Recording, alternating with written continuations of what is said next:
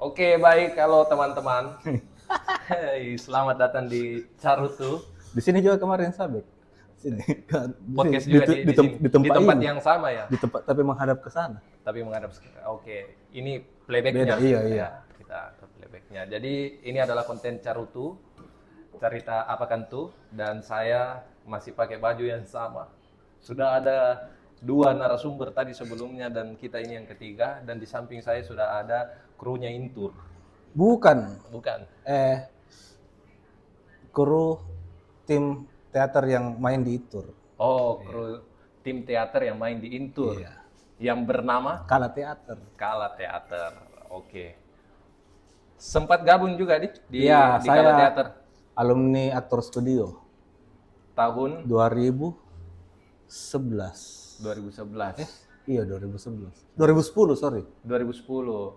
Itu waktu itu kayaknya pas dengan Piala Dunia. Ya, Piala Dunia di musim-musim Piala Dunia. betul, 2010. Anda pegang siapa di situ? Saya pegang janji manis. Pegang janji Mas. Saya lupa terlalu lama itu 15 tahun ya lah. Wih, jadi siapa sebetulnya yang tua ini, kita atau waktu ini yang tua ini? Kan waktu mengikuti peradaban. Oke, nice. Waktu mengikuti peradaban. Kata-kata hari ini. Oke. Paham. Masih paham. Kakak game. Jagoan itu orang nih, maksudku autopilot nih begitu. Lihat Cak, kamera. Kak game. Iya, Kak game. Dia itu pakai sensor dia kan. AI dia AI. Sudah AI. Dia Luar tertanam biasa. AI. Iya. Nanti kita semua di juga chip. begitu. Ada memang chipnya di kepala di. Iya. Untuk sementara di dompet dulu karena KTP-nya pakai Iya, KTP. Elektronik. Elektronik. Oke, jadi di Kala Teater 2010 lulus kelas aktor.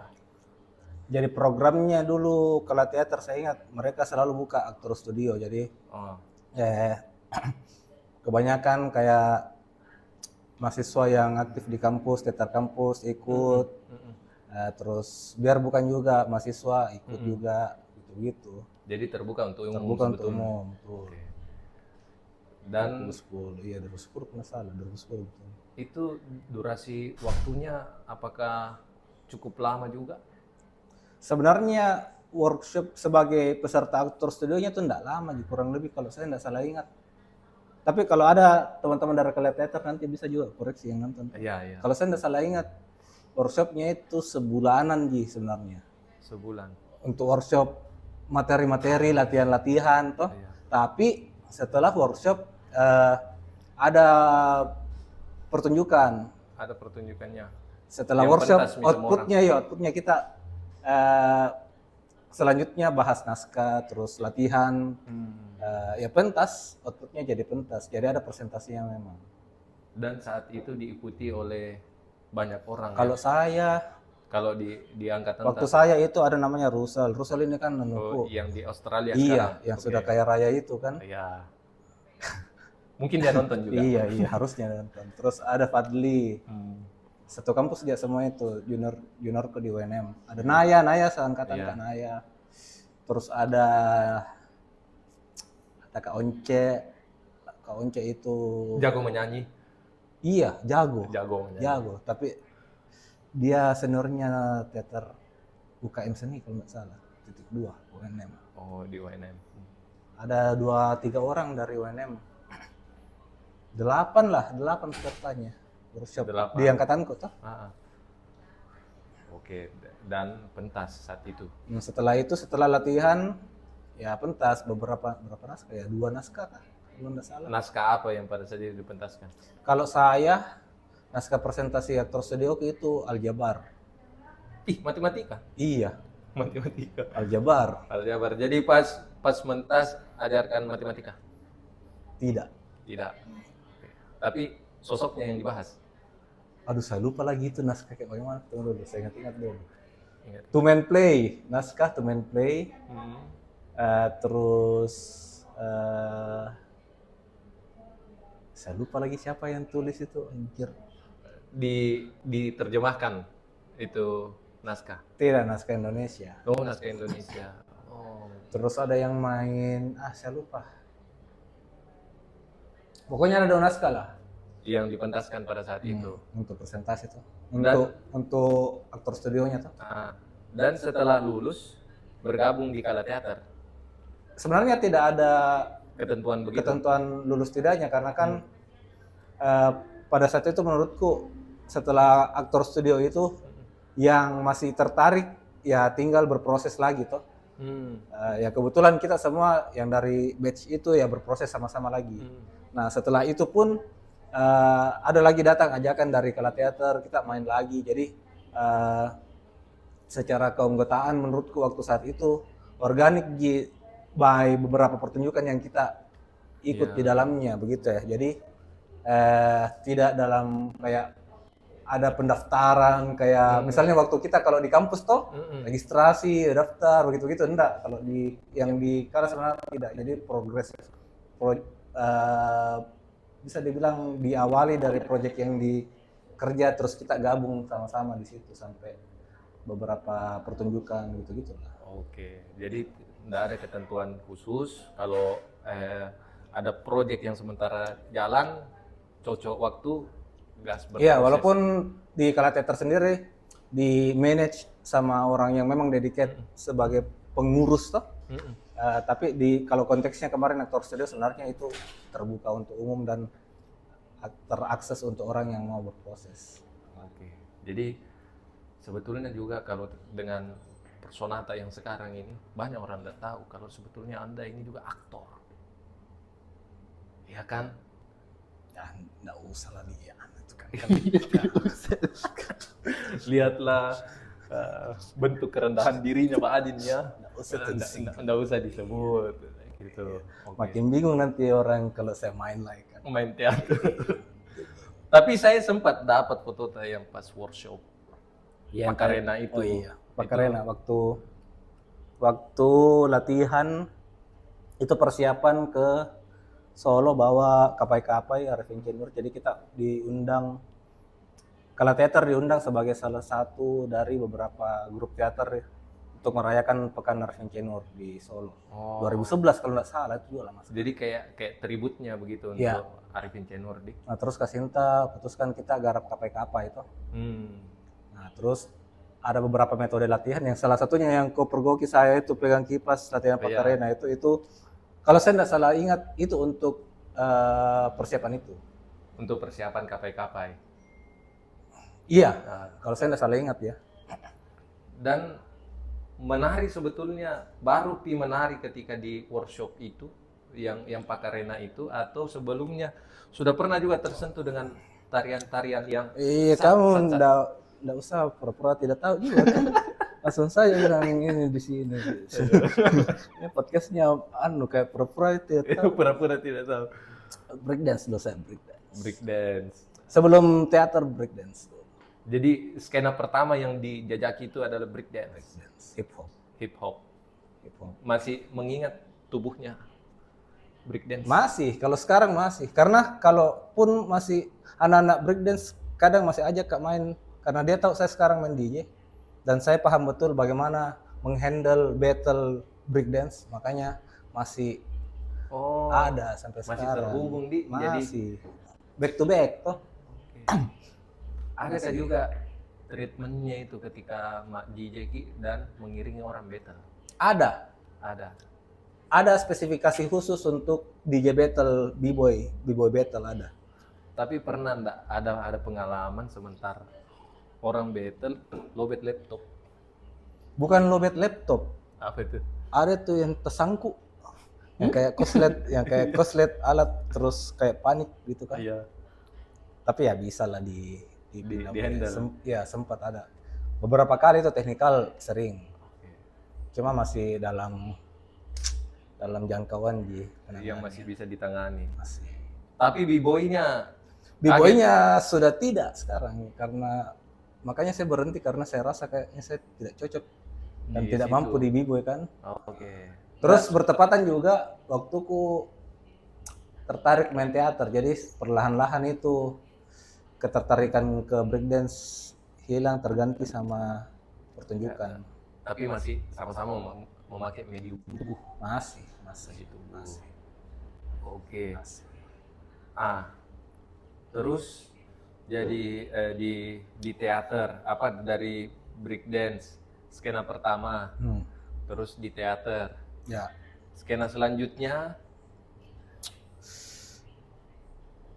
Karena saya latihan teater di Gedung Kesenian, yang pada saat itu anak-anak IKM dan beberapa filmmaker lagi sering ngumpul nongkrong kerja film. Saya juga ikut juga kan. Juga di situ. Itu gedung kesenian tuh. Kalau di tongkronganku dulu kayaknya tidak gaul kok kalau ndak pergi dulu ke situ. Setidaknya kok makan nasi nyamir. Kalau kok tidak masuk di dalam, setidaknya kok nongkrong di zona luarnya itu lumayan. Terpapar muka itu. Terpapar. Aura-aura kesenian yang walaupun kok tidak masuk di. Dan nasi kuningnya Om Amir itu enak sekali sambalnya. Oh iya. Yang dia tumpang pinggir-pinggir situ. Iya. Anunya saya sih Indomie gorengnya. Indomie goreng. Sama ubi. Ubi. Iya. Om Amir itu ubi. Dan rame memang di tahun-tahun 2010-an begitu tuh. Bahkan di atas-atasnya lagi rame memang itu. Iya. Tempat. Kan banyak orang latihan terus frekuensi pertunjukan juga pada saat itu juga sering. Terus ya tempatnya aktif lah dipakai. Ya dipakai memang sebagai tempat pertunjukan. Pada saat itu pada syuting dan workshop kelas aktor itu di atau Gedung Kesenian. Di Gedung Kesenian. Sempat bermalam juga di Gedung Kesenian. Beberapa kali. Sekali ya, tapi enggak menghuni toh. Kalau untuk misalnya jarang saya menginap pakai deh. Besok bangun pagi dan jauh ini rumah. Iya, dan jauh ini rumah. Ya udah menginap situ. Sering kali ini kalau tentang bangunan lama kan ada pasti cerita-cerita. Untungnya saya tidak bisa lihat kan. tidak bisa lihat itu. Mendengar tidak juga. Tidak juga. Dan saya tidak mau belajar. Nggak mau belajar. Setiap mau tahu itu kecuali dikasih tiba-tiba ya terima aja. Tapi kalau dari yang teman-teman begitu tidak ada cerita-ceritanya. Urban legendnya ada, kayak kalau kita nongkrong di Amir tetap ya ada itu, ada lagi tadi ini, ada kemarin itu, ada ini, ada itu ya. Didengar saja, cuma kan ya syukur karena saya tidak bisa alami kan secara fisik ya, saya cuma jadi pendengar saja, penikmat. Jadi ternyata mungkin ada tonji suaranya tapi kayak anak-anak gitu paling. Ya adalah. Ada begitu nih. Adalah. Tapi saya tidak tertarik untuk mengulik soal-soal begitu. Mungkin lebih kepada takut sih. Lebih kepada mending kita siap-siap. Ada mau dikerjakan? Siap. Iya. Nanti kalau itu dipikir kita sudah tidak datang nanti di situ. Oke. Jadi itu tadi tentang gedung kesenian dan skenanya yang di sana dan memang rata-rata kalau saya lihat di saat itu ya di tahun-tahun 2013 begitu pasti ada circle-circle kecil seniman begitu. Yang paling sering saya lihat kayak Pak Yudi ada di situ. Kalau saya kemarin waktu di situ enggak terlalu banyak Kak berinteraksi ataupun kadang dikasih kenal jadi kalau kebetulan lagi latihan misalnya terus ada seniman yang datang kebetulan nimbrung di depan ya kenal begitu Ji. Di situ juga kan banyak juga kelompok-kelompok yang kadang punya proyek yang lain, latihan juga di tempat yang lain di bagian lain misalnya kalau kita latihan di studio ada yang latihan di dalam di ruang pertunjukan, ada yang latihan di teras gitu. Hidup berarti itu tempat dulu di hidup lumayan. UMKM ada di depan begitu. Di dalam juga ada berbagai macam aktivitasnya. Dan melihat sekarang gedung kesenian ya ramai juga, tapi bukan aktivitas seni yang ada akhirnya ya. Ya mungkin aneh. Tapi kala teater kemarin itu sempat saya lihat juga latihan di teater arena. Itu Teater untuk, arena. kayaknya untuk persiapan mereka latihan kemarin. Ada satu Oh, Pak Sompa. Iya, iya Pak Sompe yang akhirnya dipentaskan di Gedung Mulo gitu.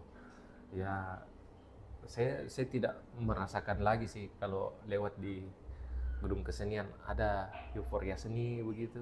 Kalau saya yakin Kak, kalau saya dan teman-temanku yang kemarin beberapa tahun lalu itu rutin ke sana walaupun tidak ada latihan, tidak ada pertunjukan, tidak ada kegiatan toh yang datang. Kalau tidak ada apa-apa, ya kita tetap akan datang nongkrong begitu. Kayak gini tempat sekarang. Iya, kayak tempat ini. Kayak dari rumah, kalau tidak ada aku bikin kami ke sini biar tidak ada kejadian begitu. Itu kemarin begitu polanya. Jadi titik kumpul. Yes. Titik kumpul. Jadi melting point kita, jadi orang apalagi tahun-tahun segitu kan tidak segampang sekarang orang komunikasi begitu ya. Jadi tapi karena justru tidak segampang itu komunikasi, tapi justru lebih kumpul di sana. Karena ditahu bilang datang itu sebentar. Oh iya mengerti. Sekarang kan di masih, chat iya di rumah masih di rumah kayak ini. Iya. Pergi ke sana sebentar. Saya ke situ sebentar. Bilang iya kayaknya. Mau saya ke sana deh. Nah, kalau yang dulu modelannya kan apa pilihan lo kamu mau nongkrong di mana? Toh opsinya hanya ada di situ. Jadi biar kok tidak misalnya itu hari tidak ada pulsamu tuh. Datang mau ke saja kok ketemu temanmu. Ada gitu. Kalau tidak datang itu berarti lagi ada nak kerja dan itu outreach tidak bisa kau jangkau begitu. Iya. Begitu. Tidak seribet sekarang kayak ketergantungan sama kuota apa segala macam. Pada saat itu mau datang nongkrong ya datang mau ke tempat nongkrong ada gitu pasti orang. Iya. Sama pas kayak kecil dulu, masa kecil begitu naik sepeda mungkin saja ke rumahnya teman tak yang dilihat itu adalah sendalnya. Ya betul. Sendalnya itu ada rame ini datang nonton entah main PSK dan sebagainya. Begitu dulu. Kalau sekarang jauh lebih banyak opsi ya. Iya, kalau tidak di sini, kalau malas kok terlalu jauh ya. Kalau namanya keluar cari muka yang dekat-dekat. Tapi yang terpantau ramai sekarang tentang titik kumpul orang-orang yang berada di wilayah kesenian atau industri kreatif itu Siku dan juga Rumata Art Space, Ding. Yang terjangkau kasat mata sama kita. Perlu juga diingat karena ada juga teman-teman di luar yang sebenarnya tidak ke sini, tidak ke Rumata juga, tapi ada aktif di tempat-tempatnya masing-masing. Itu sebenarnya menarik juga karena yang saya alami dan yang teman-teman alami kemarin-kemarin kan satu saya itu ke gedung istilahnya ke gedung deh, situ ngumpul. Dan ketahuan siapa-siapa yang nongkrong di situ misalnya, dan proyek-proyek yang bisa dibilang oke untuk ditemani belajar tidak banyak toh. Jadi sekarang kan banyak nih. Bahkan biasa ada kegiatan dari toh siapa yang bikin. Dicari tahu ternyata anak-anak di sana, anak di sini, banyak nih alternatif titik-titik yang menurutku inisiatifnya lahir dari masing-masing jiwa tongkrongan. Kalau yang kau lihat di sini sama rumah sama ini kan baku dekat gitu. Jadi paling sebentar kalau ada latihan itu anak-anak paling ke sini misalnya. Melipir ke sini. Nah, itu yang rutin kita lihat daily basis toh. Keseharian toh. Yang kita juga lagi apa nak kerja ini. Toh? Nah, sementara kan banyak anak-anak yang di luar sini nih aktif juga tapi tidak sampai jangkauan di sana. Oke. Kayak misalnya ada tempat namanya Habitat, itu kebetulan dekat rumahku. Iya, di Toropuli. Seandainya tidak kulewat itu pulang, aku tahu apa kejadian di situ gitu ya. Itu anunya. Kadang mengundang pion, datang kan dah di sini ada sebentar ini. Oh yudi ada tahu. Jadi bisa, dan itu kali banyak toh, dan itu bisa banyak, dan menurutku akan wajar kalau kita ketinggalan kejadian atau acara sekarang karena terlalu banyak opsi dan kita cukup sibuk nih untuk hal-hal tertentu, parsial terpisah dan penyebaran informasi terlalu cepat. Iya, Toh? iya, iya. Walaupun kencangnya informasi datang, belum tentu kau bisa hadir, benar kok. Betul. Karena kau tersangkut di sini misalnya. Betul, karena biasa dalam satu hari itu ada 5 acara misal. Jadi yang menarik. Pusing Ki juga mau kemana dulu ini? Mau ke acaranya si A, tapi ada duluan Miki di B misalnya. Ya, mager mau kok di sini misalnya, atau kalau buka mau ke laptop. Jadi sebetulnya teman-teman ramai sekali Makassar ini Ramai lah. tentang industri kreatifnya di. Rame. Salah satunya ya industri kreatif dan industri apapun begitu. Getol kita untuk hal-hal yang baru dan merawat yang lama itu tetap jalan. Iya. Bahkan sampai saya lihat ada dibilang itu sekarang main apa musik kaset. tahun-tahun 80-an. Ya, itu kan ikut dia rutin bikin acara sama Karim yang di Habitat toh. Karim juga main kaset toh. Main kaset, terus beberapa teman-temannya juga. Terus ya mereka biasa bikin pop up. Pindah-pindah gitu-gitu toh. Iya betul. Itu yang tidak sering terjadi di era-era waktu tak ngumpul di Gunung Kesenian.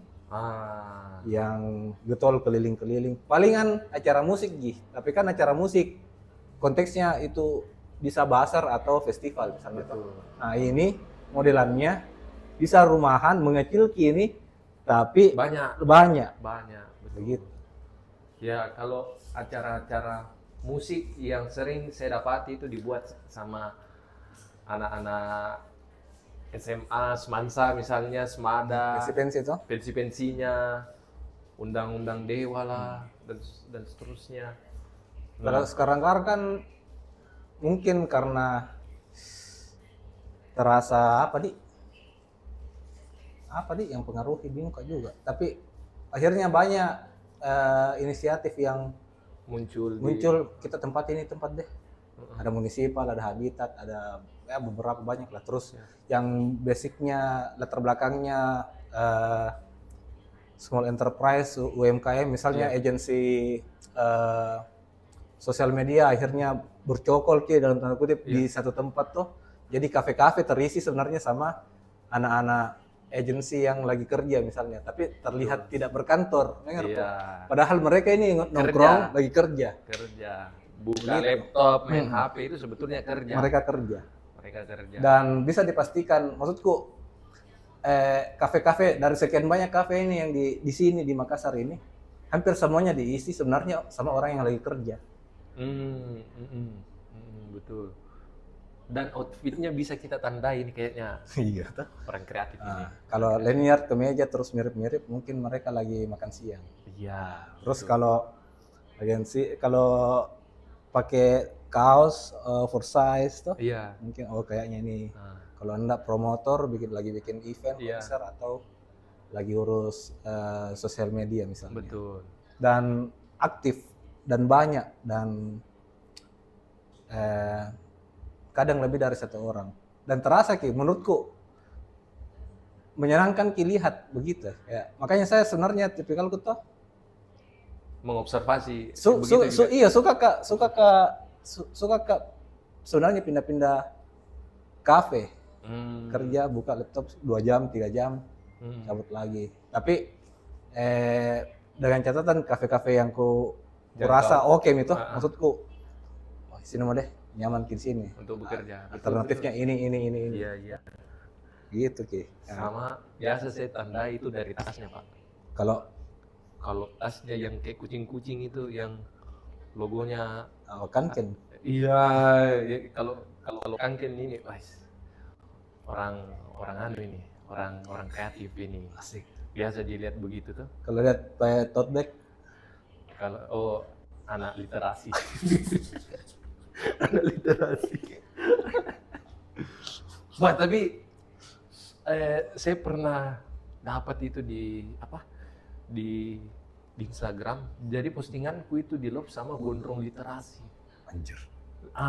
Sebelumnya saya hanya dengar itu tuh, anak-anak gondrong literasi, saya kira jokes atau apa begitu tuh, ternyata ada betulan. Jadi isinya sekumpulan kayak Arya, kayak Arya Tapi yang menulis panjang. puisi.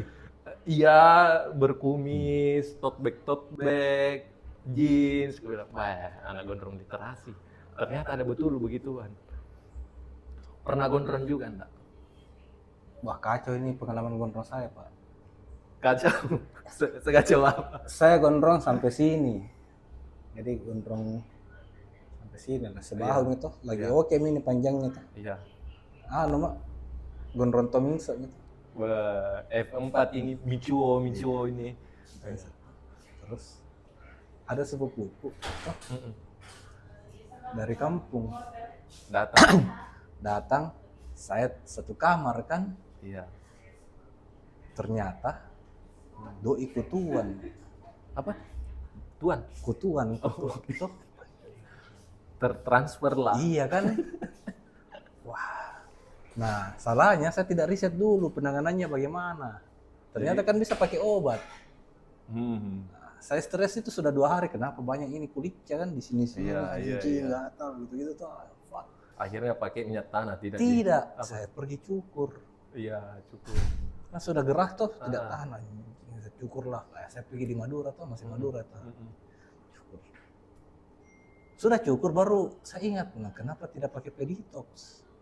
Peditox. Yang mana itu? Yang obat kutu. Oh, Nah. saya tidak tahu itu sih. Setelah pakai itu, wah rontok Pak. Saya bilang anjing, cobanya peditox dulu baru cukur. Iya, masih bertahan Masih rambut. bisa gondrongnya. Iya. Sejak saat itu saya tidak pernah kasih panjang. Itu semester 11. Semester. Justru biasa orang kan gondrong itu di semester 4. Saya 5. rambutku saya lama panjang. Oke. Lama panjang, jadi gondrong segini tuh butuh 1 tahun. Jadi lama panjang. Saya ingat itu 1 tahun. Dipelihara. Dan akhirnya tandas pada saat Iya, kutuan. gara-gara seperti itu. Iyalah. Oke. Nah, itu soal apa? Soal kafe-kafe tadi toh? Kafe-kafe. Nah, karena mumpung kita juga ini di kafe, kita spoiler dulu sedikit. Kita sementara ada di Opsi, Kita di Opsi Cafe, bagian dari Siku Terpadu. bagian dari Siku Terpadu. Nah, tempat ini pertama kali Anda bersentuhan itu pada tahun kapan? Sebagai kafe, duluan dibikin sikunya. Toh. Jadi sikunya kan 2019. Iya. Tapi kebutuhan akan kafe itu disadari awal-awal karena dirasa butuh tempat nongkrong yang menyediakan kopi, minuman apapun, supaya kita betah nongkrongnya, bukan cuma urusan lain dibahas. Walaupun ada urusan dan kerjaan, tetap ada tempat space nongkrong. Iya. Setidaknya bahasa bibir Iya, lah. apa mau dia tuh? Iya. Masa air putih. Iya. Nah, 2020 kalau nggak 2019 kah? Nggak berselang lama setelah kita optimasi ini tempat sebagai siku. Ada beberapa teman yang ajukan bilang bisa Invest begitu. iya bisa Join. bisa pakai ini. Iya. Jadi, Apa? ini namanya Dikal Oh, guys. oke. Dia lagi sibuk. Nah, ada teman yang mau bisa disewa ini tempat, mau apa? Mau bikin warung kopi itu, kedai. Disuruh kita cari ini. Nah, dari situ mulainya. Sempat ganti-ganti pengelola sampai terakhir ketemu Katopan. Dari awal namanya memang Opsi. Sebelum pengelola yang sekarang sebelum Katopan tetap Masih opsi dulu. masih Opsi, betul. Masih Opsi, Nah, masih sekarang Opsi. sebelum jadi Opsi Cafe itu. Iya. Nah, perubahan dari masih Opsi ke Opsi Cafe itu menandai ini nih renov, terus lebih proper, lebih serius gitu-gitulah. Dan saya ingat ini tempat, saya datang juga pada saat itu 2019. Atau awal-awal toh? Waktu awal-awal itu pada saat mau diskusi bukunya Rahmat, Sisir-sisir Bunga Eja. Itu Opsi Cafe masih Opsi nih atau belum? Kayaknya belum deh. Belum ada apa-apa, cuman Banyak gambar-gambar di Dinding ini sini. banyak tulisan-tulisan. Betul. Meja kayu, palet. Iya, Ya itu belum masih opsi. iya. Masih masih independen di situ kemarin kita Ah, kelola. dan di momen itulah saya pertama kali lihat istriku. Oh sih. Di sini. Oh. Di sini dia habis pulang dari Bali pada saat itu. Nah, saya lihat lah toh, saya lihat. Oh, terus baru pertama ngobrol, ketemu memang intens itu di double shoot. Jadi paling tidak yang saya mau bilang, ini tempat juga ada sejarahnya lah buat saya. Oke, kebutuhannya siku ini dibuat atas dasar apa dulu Pak Dio? Dan siapa-siapa saja pada saat itu? Sekumpulan orang yang lagi butuh tempat. Kebutuhan akan tempat.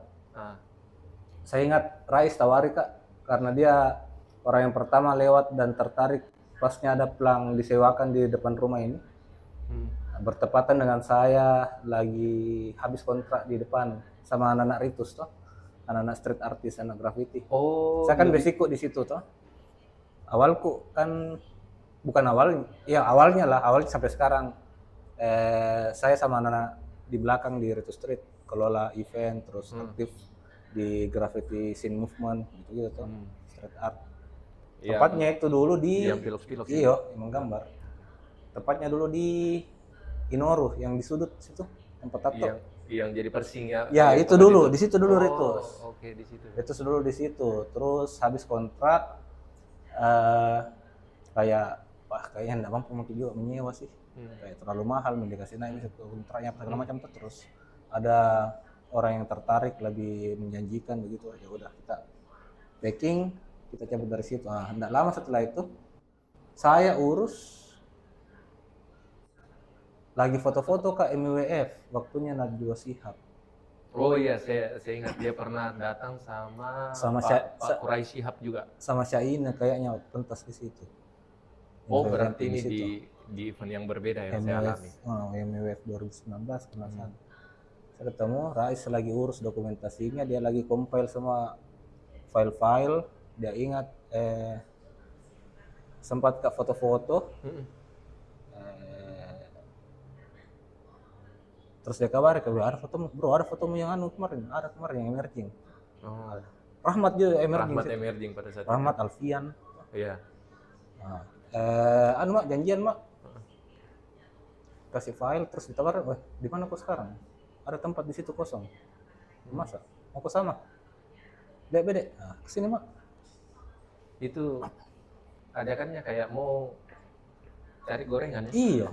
Mau cari gorengan. Tapi momentumnya pas karena memang dia lagi butuh tempat juga, lagi ada motivasi untuk expand ide-ide begitu tuh.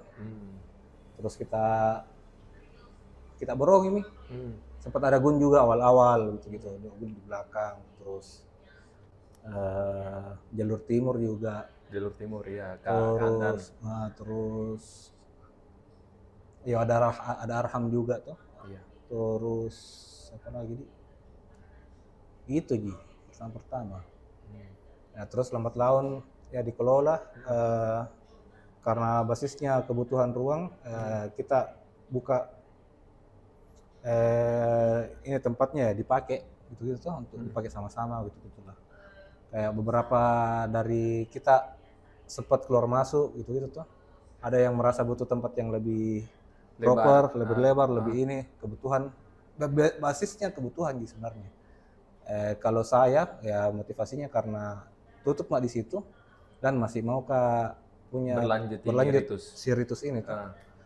Makanya sampai sekarang Ritus di sini sampai pindah di belakang.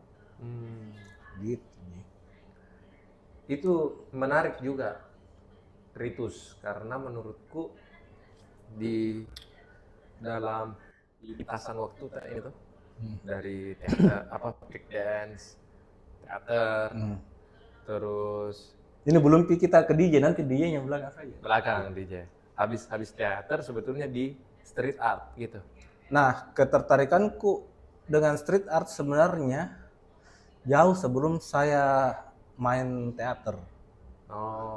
Itu berbarengan sama ketertarikanku waktu masih main breakdance di SMP Dekat memang 2000, itu. 2006 2007, karena kan kalau kita buka lagi mereka elemen yang sama di hip hop tuh, jadi rumusannya hip hop kan ada 4, sekarang 5 elemen, 6 elemen gitu-gitu.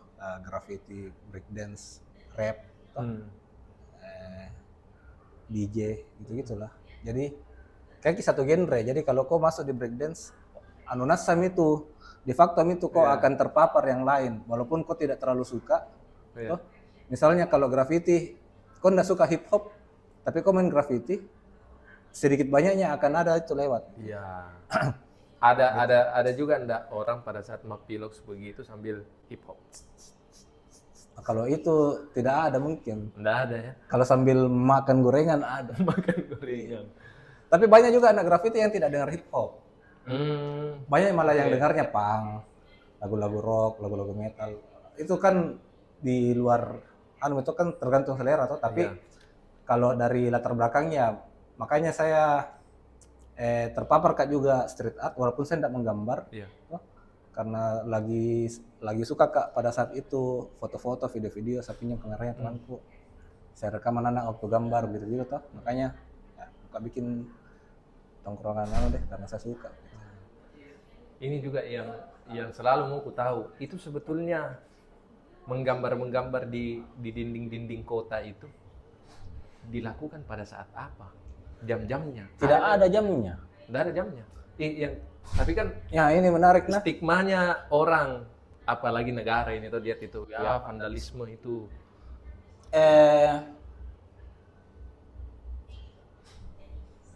Siklus makan di Makassar kan tidak ada jamnya juga.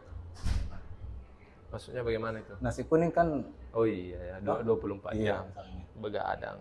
Kalau ini sebenarnya hampir tidak ada hubungannya, tapi menurutku ada miripnya kalau kau bahas yang tadi. Karena kalau bilang kok kapan sebenarnya orang menggambar di jalanan, sebenarnya tidak ada waktu yang tepatnya. Kalau kau tidak mau ditangkap dalam tanda kutip, kalau kau tidak mau ketahuan ya menggambar ke malam. Tapi apa alasan mau menggambar malam? Apa memang mau gambar? Berarti ada hal yang kau tidak mau terekspos orang gambar.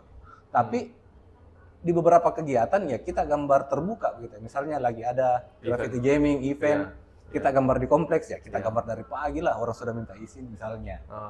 Tapi kalau kau menggambar dalam konteks kau mau protes dan kau butuh waktu dan tidak butuh terekspos, dan kau mau kau gambar besar tapi senyap tidak terdeteksi, ya mereka akan gambar malam.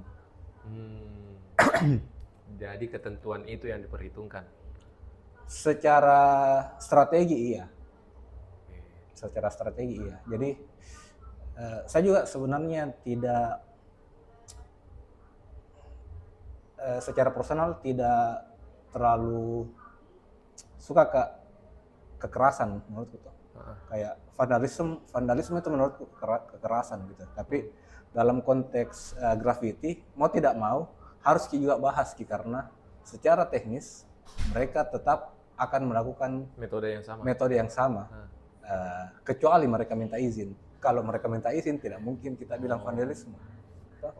Nah, tapi kalau kita tarik kembali semangatnya graffiti di era kemunculan awalnya, itu kan untuk menandai Agi, kau tulis namamu di misalnya Tamalate, toh. Berarti kau landmark kau landmark, entahlah motifmu kau mau bilang sama orang Tamalate, sudah ke sini atau saya kuasai ini Tamalate nah, apa. Jadi semua dinding-dinding yang ada di Tamalate bagianku. Iya, sudah bukan orang sini tapi sudah semua aku gambarin. Toh. Apalagi kalau gambarmu bagus, toh orang sialah ada Agi di sini. Kenapa bisa sampai sini? Gitu ya. Jadi ini kalau orang yang di graffiti ini tidak dikenal mungkin juga mukanya. Masih bro, masih. Tidak. Tiga nih. Lagi seru ini aku potong ini pembahasanku. Banyak energiku. Mungkin karena saya Gemini Pak ya. Aduh. Keren, kalian semua harus tonton ini, keren. Sampai mana itu? Oh, Ya. dia nggak ketahuan toh? Iya. Jadi yang menjadi penanda itu adalah gambar dan bisa saja kita tidak tahu yang mana itu orangnya sebetulnya. Ya memang seperlu apa kita tahu gitu. Kita ini tuh sebagai orang awam. Kalau mereka sesamanya Iya, writer dalam mereka sebut dirinya writer karena mereka menulis toh. Iya. Karena graf tuh bentuk iyo. Writer juga. Mereka sebut dirinya writer. Mereka tidak menggambar dalam konteks apa yang mereka bikin di tembok. Iya. Mereka sebenarnya menulis karena graffiti kan tulisan. Oh. Agi, tapi ditulis dengan pola artistik yang Oh, saya kayaknya salah ini Pak Din, karena di kepalaku itu graffiti juga adalah gambar-gambar. oke. Yang sepengetahuanku ini, Ah, memang selalu ada perdebatan antara mural dan graffiti. Itu oh iya, Nah, oh ya murah-murah. kalau yang kupahami sekarang, apapun gambar yang melengket di medium tembok misalnya toh dinding, Mm-mm. akhirnya itu akan dianggap sebagai mural. Mm-mm. Ya, seni mural ya seni menggambar di tembok, Mm-mm. tidak di kanvas misalnya. Mm-mm. Nah, graffiti bisa diartikan dari beberapa perspektif. Mm-mm.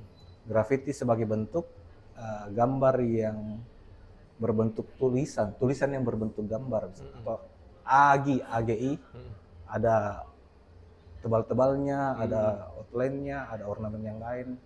Fontnya yang membuat Font, berbeda. betul. Oke, mungkin dia pakai Times New Roman. Nah, ada juga. Ada begitu. Ada juga yang cuma angka-angka, ada juga yang cuma gambar bunga gitu ya. Jadi sebagai bentuk toh, sebagai bentuk itu akan dihitung sebagai mural. Iya. Tapi pendekatannya mungkin pendekatan graffiti culture misalnya. Jadi ada autentiknya Ya. di setiap seniman itu. Betul, ada. Tergantung mereka mencari dan menemukan itu jati diri di gambarnya itu sebagaimana, kan itu kan kita alami sebagai praktisi toh, sebagai seniman toh. Nah, Gitu. ini piloks ini atau yang kita sepakati dibilang graffiti itu mulai kapan muncul? Karena Di mana? Di Makassar atau di enggak, dunia? di saya. Iya. Oh, Karena yang sepengalamanku tuh tentang piloks kayak begitu pada saat lulus sekolah. ya betul. Tapi Apakah itu terbangun pada saat itu juga? sebelumnya, Sebelumnya justru. sebelumnya. Oke.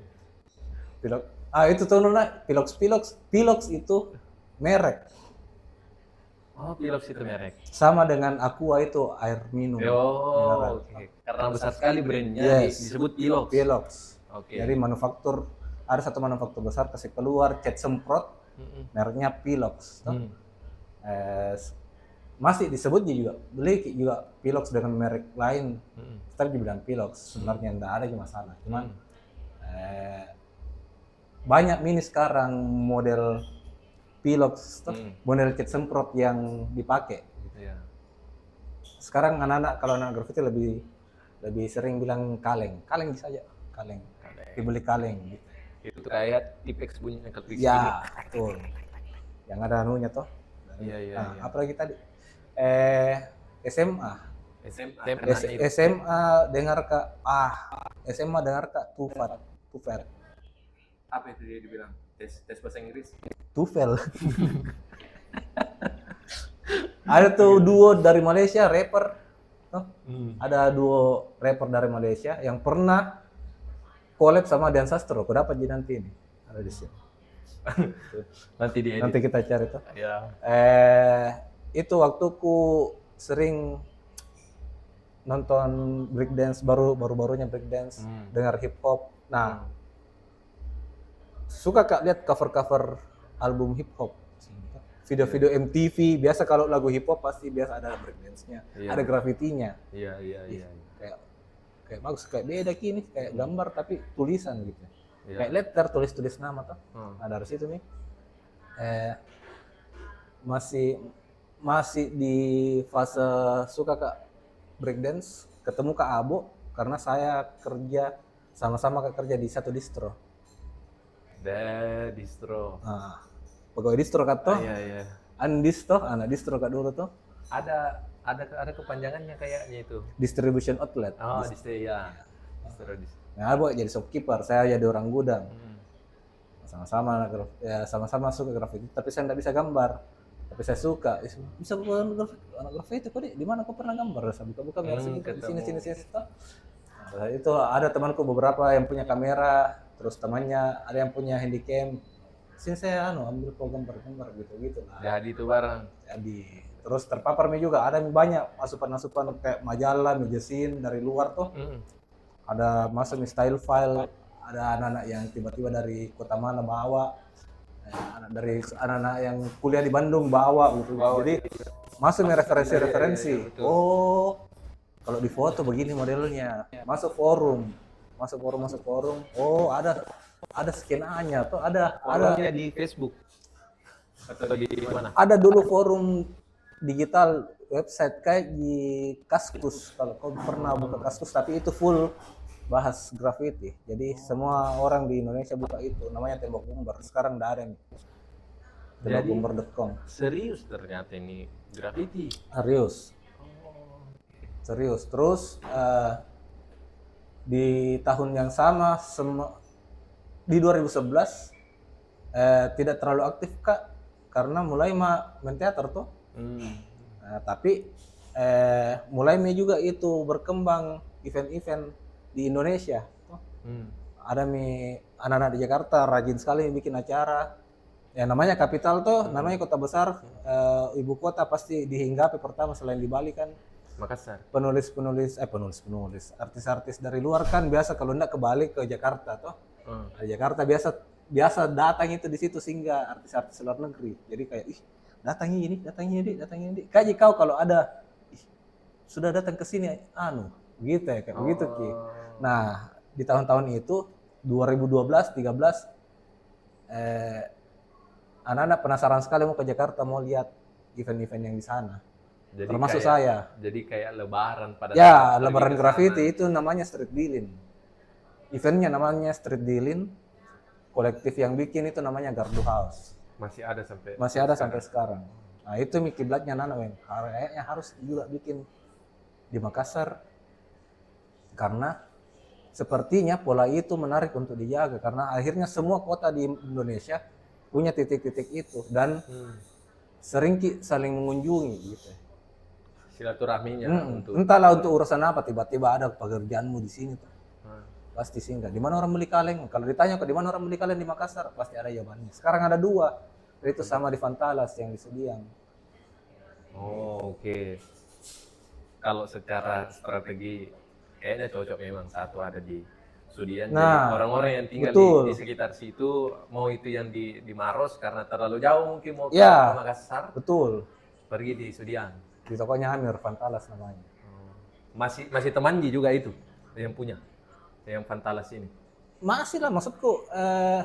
Baku tahu begitu. Bahkan sebenarnya anak-anak itu, kalau kau mau bikin toko dimanapun itu lebih bagus karena ya toko misalnya Ritus tutup atau lagi tidak ada yang jaga, kan bisa dicari ke tempat yang lain. Maksudku lebih banyak toko, lebih banyak graph shop itu lebih bagus. Oke. Yang mau kutanya, ada tidak anak SMA yang pada saat lulus belajar di Ritus? Belum lulus saja ada. Belum lulus? Belum lulus saja ada. Beli 1 kali, beli 2 kali. Motivasinya apa itu? Untuk motor kah atau untuk nge-tag, untuk tagging, untuk nulis, untuk apapun. Graffiti memang Mi. Tapi yang tidak bertanggung jawab. Maksudku yang tidak izin. Kayak begini toh. Kalau mau dibahas lebih dalam ini toh. Kayak ini kok beli pisau di Alaska. Toh, selalu Kak pakai analogi ini. Kau beli pisau di Alaska. Kan sama, itu alat yang sama dengan yang kau pakai di dapur untuk potong ikan begitu. Alat yang sama juga yang bisa kau pakai untuk hal yang lain. Yang negatif. Iya toh. Ya. Nah menurutku yang paling mendekati itu analogi gitu. Jadi ada toko jual kaleng, beberapa orang datang beli kaleng untuk menggambar yang bagus, Ya. untuk yang memang betul-betul gambar, Heeh. karena mereka sadar ada prosesnya untuk gambar misalnya. Ya ada juga untuk nge-tagging vandal itu sebagai orang yang jual kan nggak bisa kak Hindari itu kan terserah mau aku pakai apa kita. Ya. Nah di situ di situ bariernya, tanggung jawabnya ditanggung masing-masing, Ya. pencapaiannya didapat masing-masing. Kalau Ya. jelek gambarmu atau kau vandal di luar, kau gambar, tidak ada yang bisa jamin kau yang jamin dirimu sendiri. Jadi kau yang cari lukamu sendiri, Iya. toh kau yang cari obatnya sendiri. Tapi kalau kau mau gambar yang enak, yang maksudku yang memang proper, kau mau ambil yang mode nyantainya atau mode ininya, ya bisa ajak anak-anak gambar di spot mana gitu. Bawa bahan sama-sama, atau kalau kamu patungan beli bahan sama-sama, atau gambar adem, gambar santai. Sering begitu, sering graffiti jamming beberapa kali juga anak-anak bikin. Terjadi. Kalau mereka lagi butuh adrenalin ya pasti mereka keluar malam gambar, tapi tentu dengan motif-motif tertentu. Oke. Kita rehat dulu sejenak. Ya. Saya mau buang air kecil Oh, dulu. iya. Saya buang air kecil dulu. Di pause ini tidak usah. Enggak.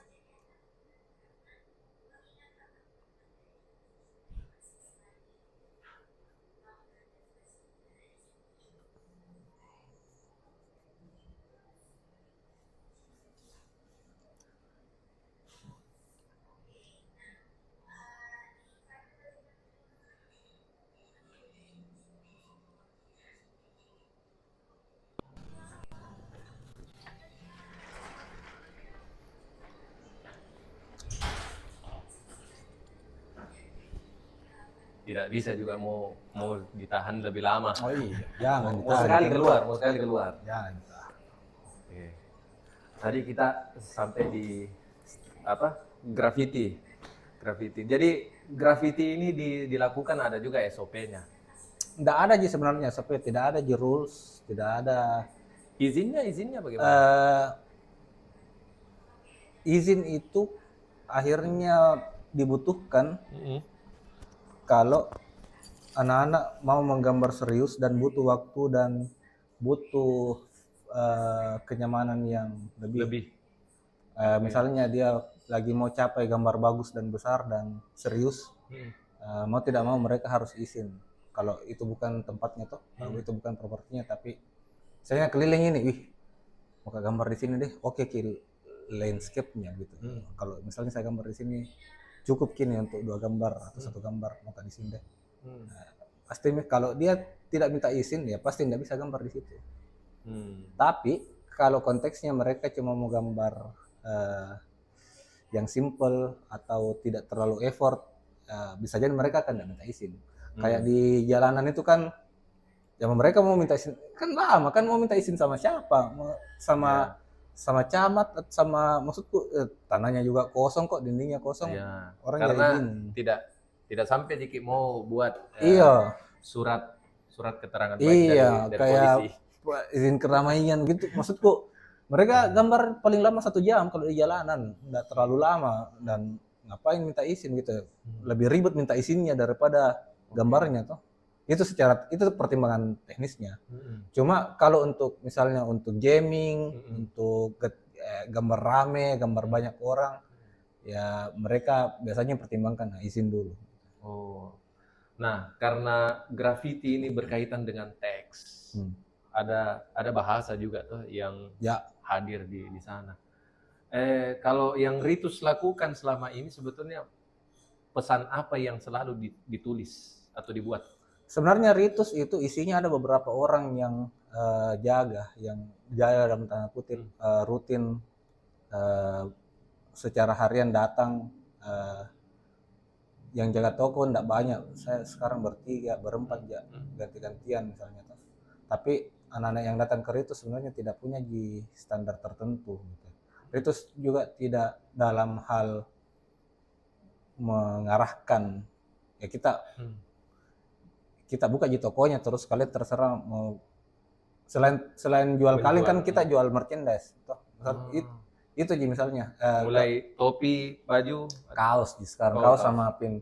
Tapi maksudku tidak dalam urusan begini harus ke begini nah, begini tuh anunya, begini tuh. Tidak dalam konteks itu Ki membatasi maksudku. Tidak karena mereka kayak abok yang awal-awal tidak di situ Ki jadinya toh ya ngapain juga kita bikin pakem gitu ya. Jadi anak-anak yang sekarang lagi penasaran misalnya dia bawa temannya datang nongkrong gambar gambar kok kalau misalnya kita lagi mau bikin acara lagi ada tembok space kosong 2-3 orang masih bisa gambar diajak nih gambar tidak dalam urusan mendikte gaya misalnya bertukar referensi tentu toh saling nyontek ini kemarin bagus saya lihat ya di Instagram misalnya sudah kau nonton videonya ini gambar gitu itu informasi tetap ada tapi dalam urusan mengukung gaya ngapain tidak relevan Ki menurut. Nah jadi sebetulnya teman-teman aktivitas graffiti ini bukan di sesuatu yang negatif karena bukan cuma ada negatifnya doang ada pasti. Dan itu menurutku akan tetap ada karena mau tidak mau urusan vandalisme itu tetap akan dihubungkan sama graffiti. Tapi itu tergantung perspektif tak lihat si graffiti ini dari perspektif mana. Kalau misalnya kau adalah orang yang punya rumah dan kebetulan pagarmu sudah kena gambar, tentu kau akan selamanya melihat graffiti ini sebagai pengerusakan toh. Tapi kalau kau kebetulan punya tembok yang kosong terus tiba-tiba ada anak muda gambari dengan bagus itu akan beda impresinya begitu sebenarnya nunya. Atau juga bisa kalau ada orang datang mapiloks rumahmu tembok rumahmu bayar utangmu sekarang itu kayaknya rentenir itu itu di situ anunya di situ butuh Ki memang butuh Ki memang sedikit berpikir untuk sadar atau untuk tahu ini graffiti atau game motor atau ini graffiti atau rentenir atau orang bank. kalau tulisan biasanya rumah ini disita tulisan biasa bisa jadi itu orang bank. Tapi kalau tulisannya lebih ke tanda tangan lebih ke kayak artsy lebih kayak basket bisa jadi itu graffiti bukan tagihan kan bukan orang bank jadi kayak tidak semua itu coretan sebenarnya vandalisme yang dilakukan oleh anak graffiti bisa jadi itu orang yang menuntut utangmu dibayar karena kau sudah utang di bank karena rumahmu jadi jaminan bisa jadi belum tentu anak graffiti bro. Tapi saya lucu juga itu lihat video reels begitu tuh rentenir datang kenapa dia harus graffiti karena bisa pamflet atau apakah ikan siapa tahu banyak rumah mau di itu kan satu kaleng ya lumayan lah satu produksinya dia itu daripada dia cetak produksinya jadi kenapa bisa ke situ nah akhirnya dari teater, dari breakdance, graffiti, yang sekarang adalah DJ. DJ tetap juga bertolak dari tontonanku pada awalnya di fase-fase main breakdance itu karena sebenarnya ketertarikanku ke alat itu dimainkan justru pada saat nonton Breakdance. battle breakdance Oh, iya. di YouTube toh, Iya. di CD itu hari masih kompilasi CD Battle of the Year, film-film. Ada satu orang main DJ tapi tidak di klub, tapi dia iring orang battle. Ya, ih kenapa bisa begini? Di? Haruskah? Jadi, nah, kebetulan karena saya dapat nih konteksnya dan saya dapat juga teknisnya, ya sekalian aja dipakai jadi apa persona yang lain untuk urusan main gitu ya, dimainkan bisa aja. Dan namanya fictive order. Fictive order. Siapa tahu mau orderan fiktif. Lah. Nah, fictive order juga filosofi Anjing filosofi. Sebenarnya karena tidak berangkat Kak dari motivasi main DJ sebagai orang yang akan bermain di klub, orang yang akan mengiringi party. Enggak di situ sebenarnya, justru karena yang saya rasa tidak di dunia gelap. Tidak sama sekali. Walaupun saya tahu potensinya bisa ke situ dan kalau memang mungkin cari duit ya bisa jadi ke situ juga, enggak apa-apa toh. Tapi justru secara objektif alat DJ ini menurutku potensial karena akhirnya terpakai kini pengalaman pertunjukanku waktu di Kala gitu. Jadi ada eksplorasi, endurance juga, ada endurance, ada bisa berdiri lama begitu main toh kayak itu loh. Tapi Anda kan kalau main kadang kali ya sambil duduk. Nah ya kan akhirnya kan tidak ada rulesnya tuh, tidak ada patokannya DJ memang harus berdiri kan tidak gitu. Nah di situ menurutku yang saya jadikan gimmick pembelaan. Terus apakah si DJ ini harus mainkan lagu? Ya menurutku tergantung. Kalau saya lagi bertugas di sebuah pertunjukan ya enggak perlu saya main lagu full. Kecuali saya bertugas mengiringi pesta atau mengiringi orang party ya mungkin saya akan jadi DJ betulan di situ.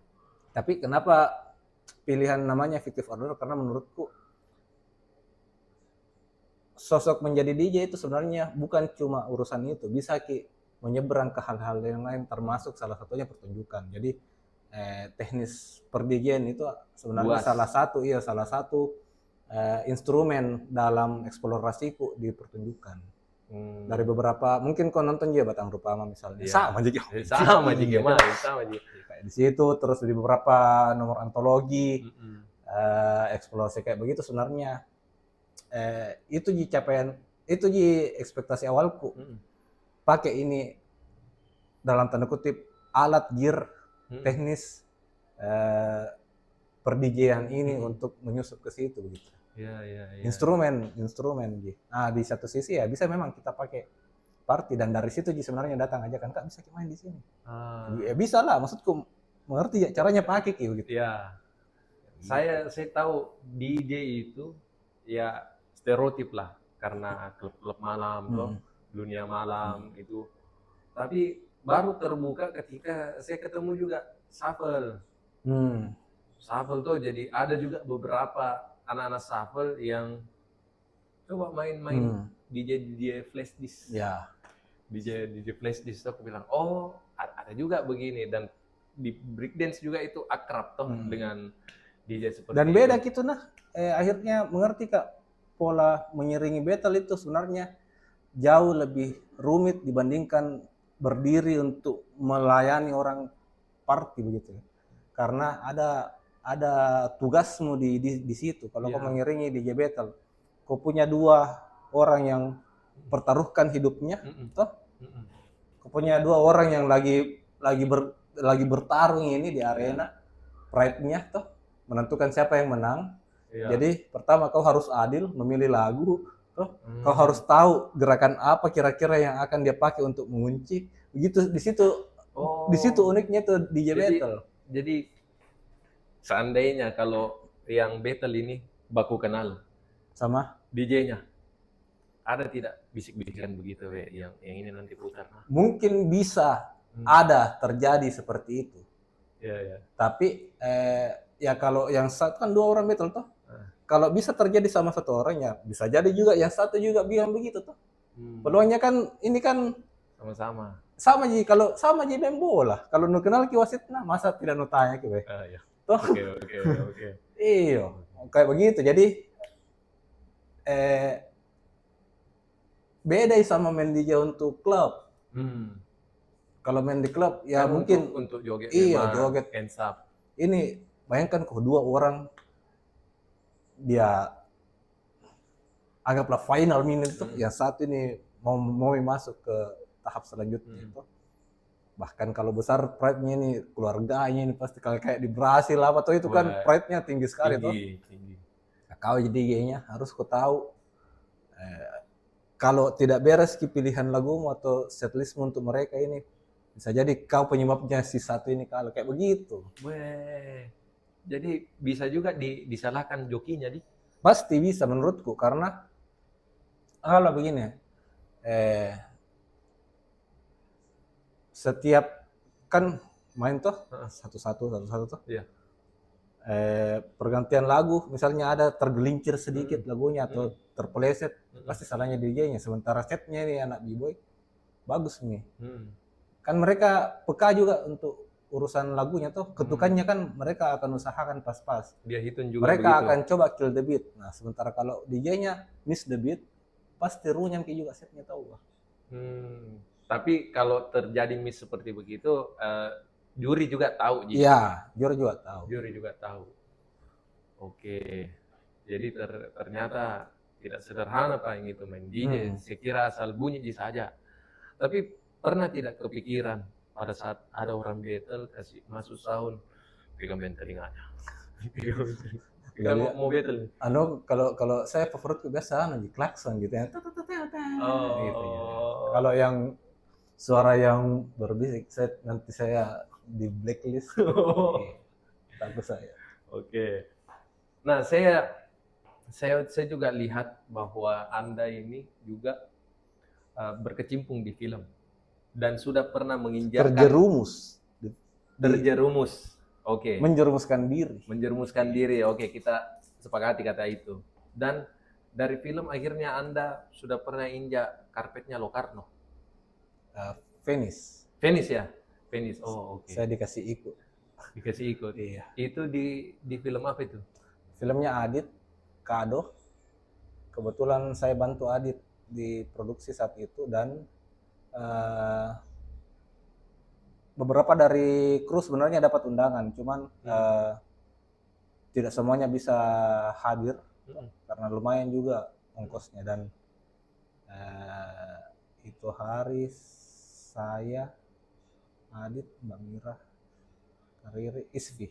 Jadi butuh satu orang yang temani Isfi karena Isfi berangkat dari Makassar dengan rute yang berbeda. Sementara Pak Adit sudah berangkat Jakarta. Mbak Mira sama Kariri saya ketemu Jakarta, jalan. Gitu. Bagaimana rasanya di foto-foto sama?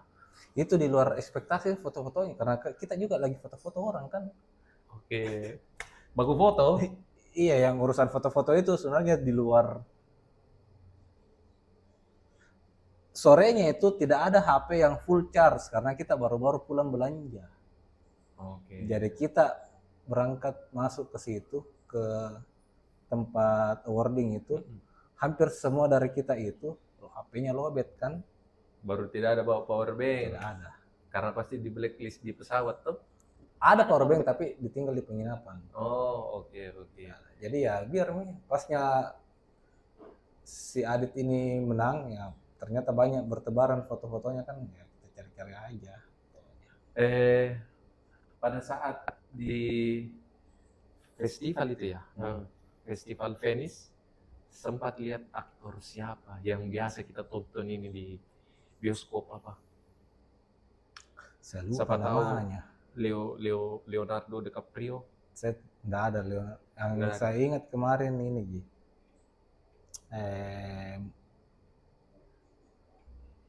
Willem Dafoe itu musuhnya Spider-Man yang jadi Goblin kalau nggak salah. Oh iya.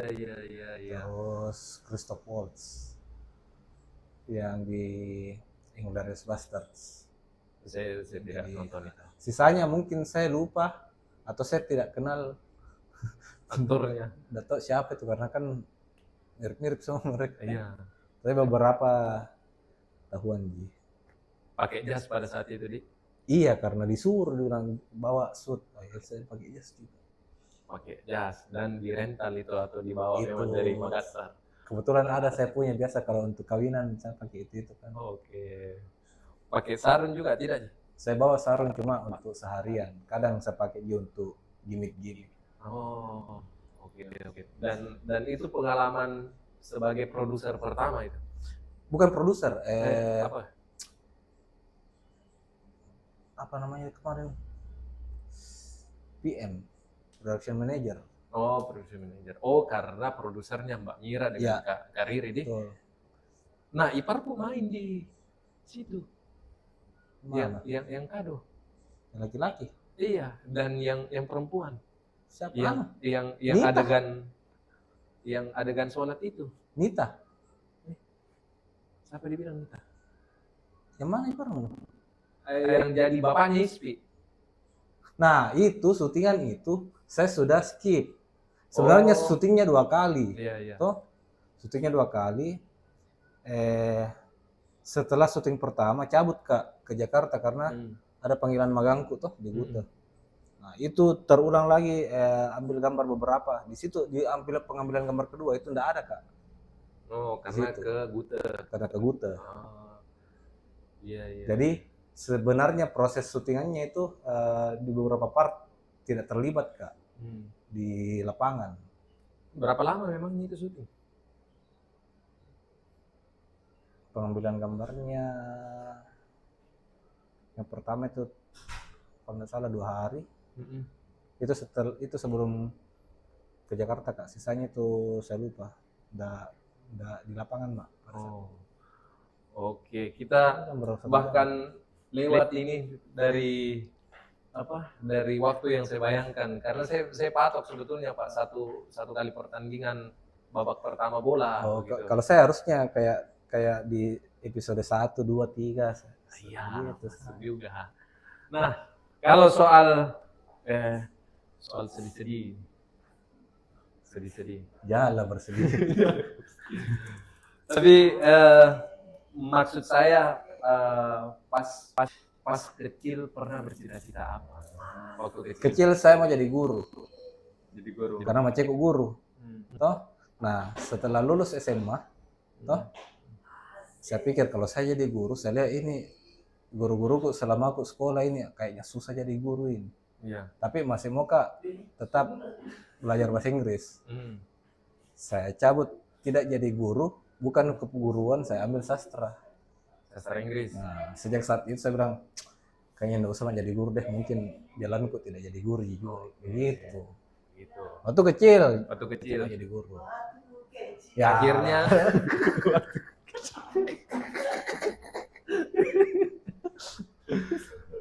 waktu ku kecil ku tak tahu cita-cita. Ku kira hebat, tahu-taunya ternyata susah. Anjay.